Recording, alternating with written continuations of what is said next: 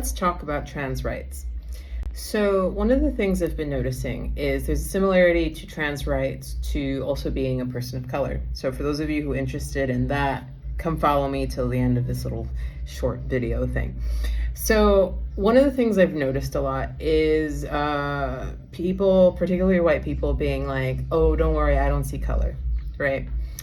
And I'm just gonna go ahead and pinch that and just rip the Band-Aid off of that to mention how that's so not acknowledging the other person's existence, where it's the just diminishing of the levels of uncomforts in the white person's body around the acknowledgement that there's something different that exists besides what they are, right? People of color naturally do this because we're just more aware of the level of diversity that exists because we are in that spectrum.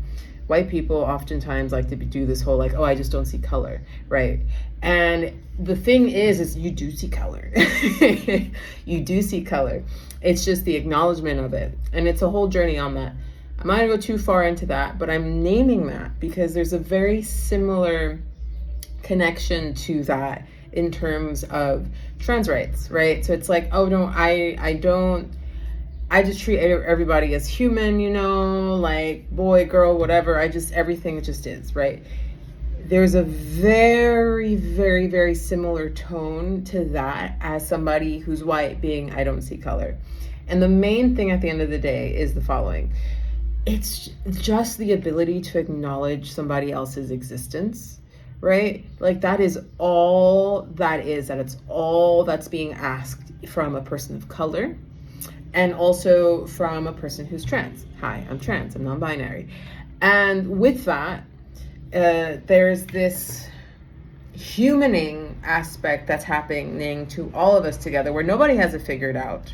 And at the same time, the trans person or the person of color who doesn't have the main light right now, like a lot of white people do, it's their responsibility not to hide anymore and to come out, not to dominate everything in terms of like, I need you to say all of my pronouns correctly and like I need you to show up in a very specific way for my level of existence. I've seen that in a trans community and I do not like it.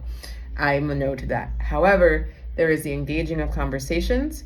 There is the slowing down and the invitation of like, hey, I am trans. I am non-binary. My pronouns are they, them. This is an invitation.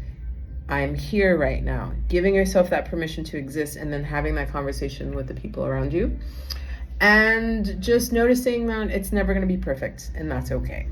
So why am I sharing this? I'm sharing this because I'm coming out more as non-binary and trans. So hey, welcome, subscribe to the channel. I'll be offering more somatics around really being with the sensations around that, really building your sense of self through that, through the lens of reconnecting to your inner artist. And for those of you who aren't trans or non-binary or queer in any way, feel free to come join the journey because a lot of the art stuff here in the somatics are for you as well, right?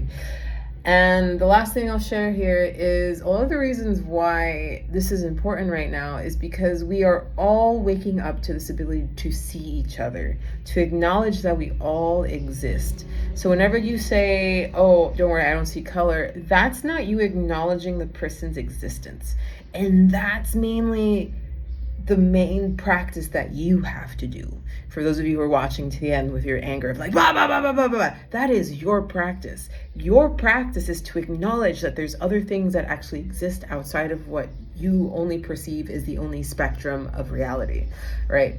And the fun thing at the end of the day is, hey, a lot of brown people and a lot of trans people and a lot of queer people, we also have to do that. It's not just on you. So don't feel like the kid who's being isolated in like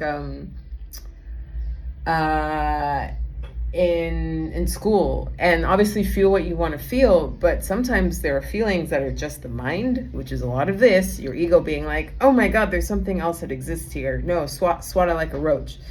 And then there's embodied feeling, your body being present and here and listening more to that.